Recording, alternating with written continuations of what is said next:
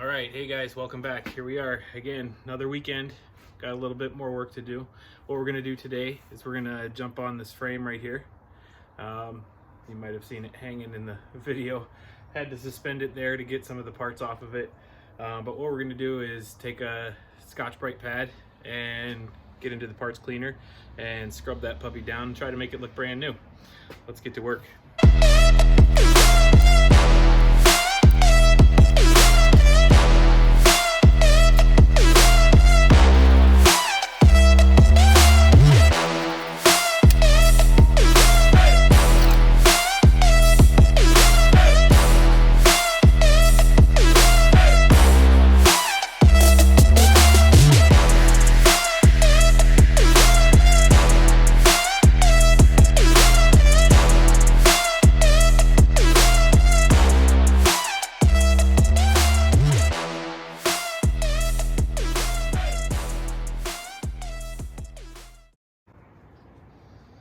All right, guys, we took a couple extra steps, did the airbox. It's kind of beat up, but got everything cleaned up inside the airbox so that we don't have any grime going into the new engine when we get it. Put that over here in the done pile, and then went through the frame and the subframe with the Scotch-Brite.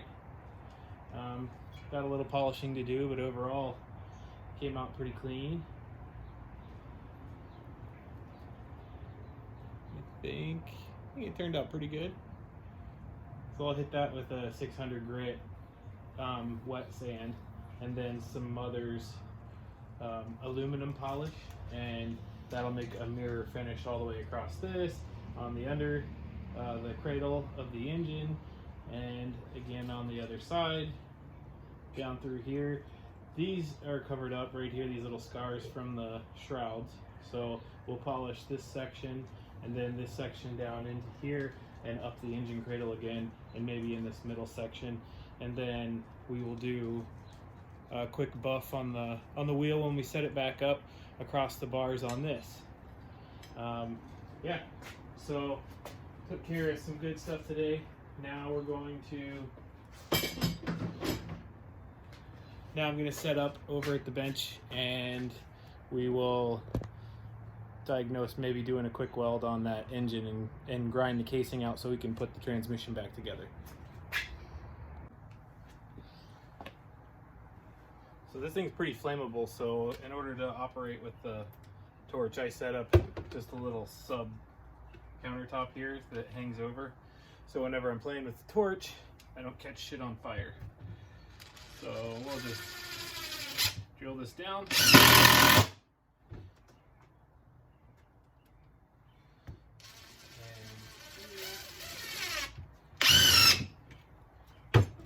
Good. Now, we'll get our cracked piece.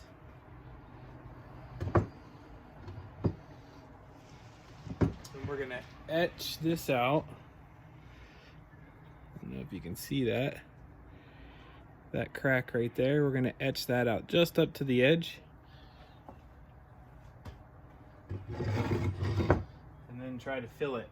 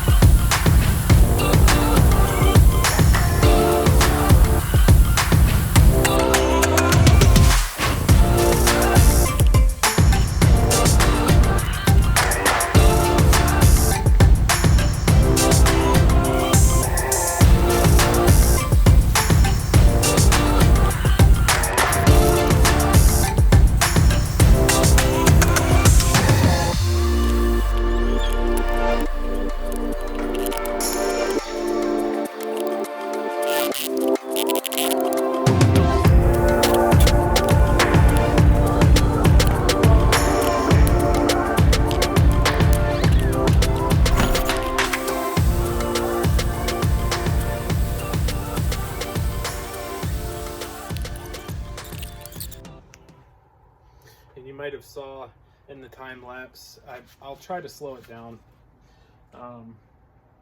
But in the time lapse, one of the bearings in the center, the crank bearing, fell out, and it hit me that I should probably take advantage of that situation because whenever aluminum heats up, it expands, and all of these bearings in here were going to be replaced. And rather than continuously heat up and cool down and heat up and cool down, I decided to grab my bearing kit.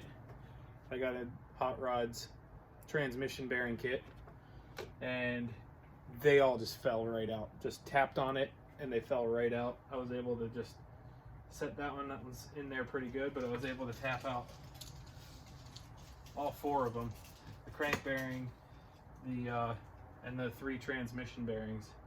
So those are all brand new, and then I put permanent Loctite on the retainers on the inside there. Here, I'll get it so you can see it a little bit better.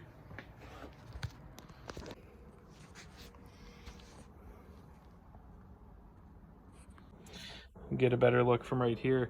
You can see that weld actually laid pretty flat in there, and then I used the screwdriver to press it, but I am a little concerned about those edges. So looking at it through here, I don't know if that's going to actually stay in there, but we'll see. That side definitely will. I tapped it in with the screwdriver, but this side over here I'm questioning. And then we replaced that crank bearing and then those 3 transmission bearings, and used permanent Loctite on those 2 retainer bolts. So we'll let it cool down, and then we'll come back out and clean that up a little bit. All right, so we were able to heat up and tap out that crankshaft bearing on the left side. Left side casing is fine. I'm gonna clean up, polish right here, polish the intake out just like I did over here. Everything's clean on there. Whenever you put in this is your final drive that goes out to your sprocket shaft, and it's got these 2 bolts. You can see inside there, they used to have red permanent Loctite. I just replaced those, so I'll be putting the new retainer clips. There's a lip on that bearing, and that lip has to go up so your retainer clips can hold that bearing in. This one, I just popped the race out of the middle and was able to take a pick and kind of scarred a little bit right here, but that's not a big deal. It's not anything protruding, but I went around and pried this side and then pried that side using this on the inside of the race after I peeled it out, and then the new one tapped right in and it's ready to go. It's kind of cooled down a little bit. It's still kind of hot, but got transmission bearings on this side. Next step will be to clean up that weld, and then we can drop the transmission in this side with all of the gears. We can take all the gears and place them in this side and set the crank in there as well, and then we'll take this side, put it right on top with the gasket. So, and then the bottom end will be pretty much complete. It'll be put back together, and all we'll have to do is wait on the Cr250 clutch cover and the cylinder from Cylinder Works. So that'll be it for today. But not much going on this weekend. A lot of cleaning, a little bit of transmission work. Thanks for watching, and we'll catch you next week.